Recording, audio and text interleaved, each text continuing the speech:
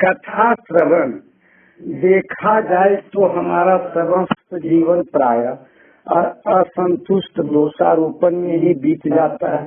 चैन की प्राप्ति के लिए व्यक्ति क्या क्या प्रयोजन नहीं करता, लेकिन उसे आंतरिक सुख नहीं मिलता। उसे इस मन की व्यथा और द्वंद्व से मुक्ति पाने के लिए मनोयोग से संतों की कथा सुननी चाहिए। किसी महापुरुष ने कहा है कि कथा महायज्ञ है। प्राय लोग कहते हैं कि वे बहुत व्यस्त हैं, उनके पास कथा सुनने का समय नहीं है। ऐसे लोग वास्तव में व्यस्त नहीं बल्कि अस्त व्यस्त होते हैं।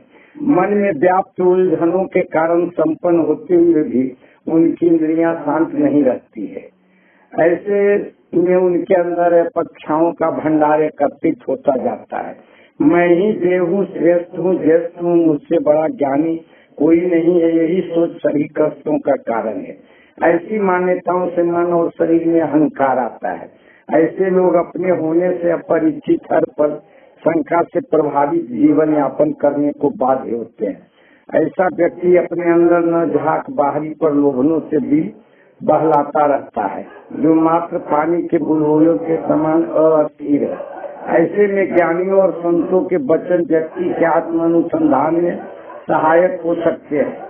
मन से कथा श्रवण मात्र से मोह माया के बंधन टूट जाते हैं। इससे वह खुद को जान पाता है। दुख की बात है कि आज पश्चिमी जगत से प्रभावित होकर हम मानने लगे हैं कि जो छुआ जा सके, देखा जा सके, वही सत्य है, वही जीवन है। परंतु यह सही नहीं है। जिस प्रकार जीवन दायिनी वायु, आकाश, प्रकाश, गंध बिना पुष्टि अपने होने का प्रमाण देते हैं, उसी प्रकार कथावाचक गुरु अपने ज्ञान से बिना साक्ष्य के अपने संस्कार का अभाव सहज ही करा जाते हैं। आदि काल से संत महात्मा कथा सुना परमार्थ को चुनौती देकर ईश्वर से हमारा साक्षात्कार कराते आ रहे हैं। वास्तव में शब्द ब्रह्मा है और उपासना योग्य है।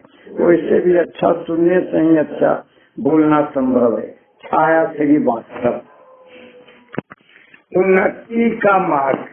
प्रत्येक मनुष्य अपने जीवन में उन्नति करना चाहता है, आगे बढ़ना चाहता है, लेकिन जिनका लक्ष्य सुदृढ़ है, आत्मविश्वास परिपूर्ण है, मन एकाग्र है, वही उन्नति के मार्ग पर बढ़ते जाते हैं और अपनी मंजिल को हासिल कर पाते हैं। महान दार्शनिक अरस्तु के अनुसार उन्नति के लिए कुछ बातों का होना आवश्यक है।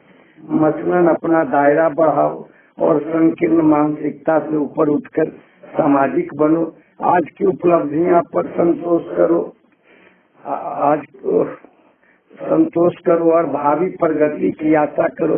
दूसरों के दोष ढूंढने में शक्ति व्यय मत करो और अपने को ऊंचा उठाने के प्रयास में लगे रहो।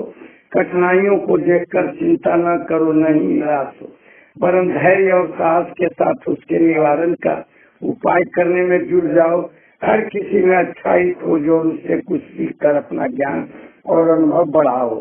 जाहिर है उन्नति के लिए धैर्य, साहस, मनोबल, आशा, विश्वास, इच्छा शक्ति, परिश्रम के साथ विवेक और बुद्धि से अपने लक्ष्य की ओर बढ़ना बहुत जरूरी है।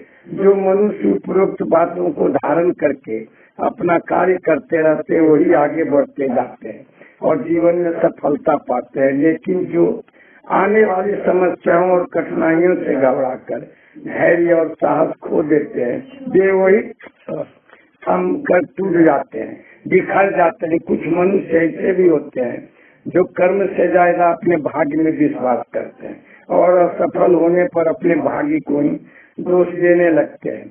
लेकिन इसे सत्य और व्यवहारिक नहीं कहा जा सकता। हमारे अच्छे कर्म हमारे भाग्य का स्वयं निर्माण कर देते हैं। संसार में जितने भी सफल मनुष्य और महापुरुष हुए हैं, चाहे जिस भी क्षेत्र के रहे हों, वे सभी कठिनाइयों से कभी घबराए नहीं, बल्कि उनका सामना और समाधान करके अपने लक्ष्य की ओर बढ़ते रहे। यदि हमें अपने जीवन को सार्थक बनाना है, उन्नति के शिखर पर ले जाना है, तो हमें भी दृढ़ संकल्प के साथ आगे बढ़ते रहना चाहिए। डॉक्टर राकेश चक्र।